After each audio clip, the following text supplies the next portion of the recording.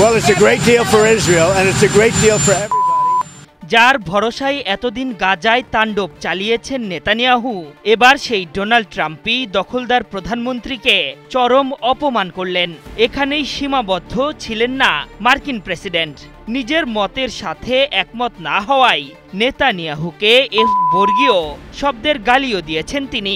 এমন পরিস্থিতিতে কোনো উপায় খুঁজে না পেয়ে ফিলিস্তিনের প্রতিরোধ আন্দোলনের সাথে শান্তি চুক্তিতে সম্মত হয়েছে ইসরায়েল প্রধানমন্ত্রী।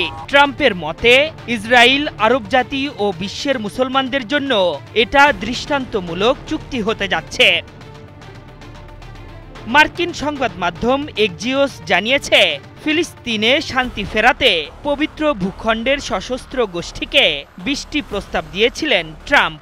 অপ্রত্যাশিতভাবে তার অধিকাংশ প্রস্তাবেই ইতিবাচক সাড়া দিয়েছে তারা। তাদের এমন অবস্থানে বেশ আনন্দিত ডোনাল্ড ট্রাম্প। এরপরই মূলত নেতানিয়াহুকে ফোন করেছিলেন মার্কিন প্রেসিডেন্ট। এ সময় ট্রাম্পকে উদ্দেশ্য করে নেতানিয়াহু বলেছেন, এটা উদযাপনের কিছু নয়, এর কোনো মানেই নেই। দখলদার প্রধানমন্ত্রীর মুখ থেকে এমন মন্তব্য শোনার পরপরই মেজাজ হারিয়ে ফেলেন ট্রাম্প।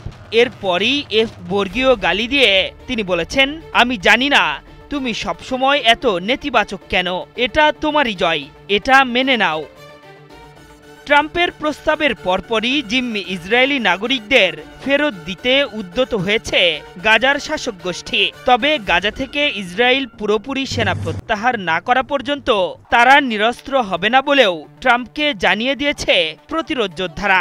এক মার্কিন কর্মকর্তার বরাতে এক্সিওস জানিয়েছে, বিবি ভেবেছিলেন ট্রাম্পের প্রস্তাব প্রত্যাখ্যান করবে গাজার গোষ্ঠী, সেই সুযোগে তিনি নিজের পরিকল্পনা বাস্তবায়ন করবেন। তবে হয়েছে তার উল্টো।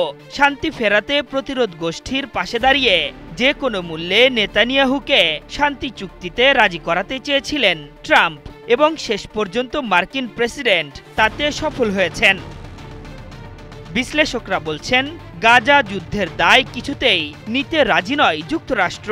পরিস্থিতি এত দূর গড়িয়েছে যে এখনই নেতানিয়াহুকে না থামালে আমেরিকাকে কাঠ গড়াই তুলতে দ্বিধা করবে না বিশ্ব। সেক্ষেত্রে ইসরায়েলের বিরুদ্ধে প্রতিরোধ গোষ্ঠীর ভবিষ্যৎ পদক্ষেপ বা হুমকিকে উড়িয়ে শান্তি চুক্তিকে বেছে নেওয়ার পথে হেঁটেছেন ডোনাল্ড ট্রাম্প। অন্যদিকে নেতানিয়াহু খুব ভালো করেই জানেন ট্রাম্পের ছায়া থেকে বেরিয়ে আসলে তার ভাগ্যে কি অপেক্ষা করছে। সব মিলিয়ে মনের বিরুদ্ধে দাঁড়িয়ে ট্রাম্পের হাতে হা মেলাতে বাধ্য হয়েছেন দখলদার প্রধানমন্ত্রী। আশরাফুল ইসলাম, ৭১।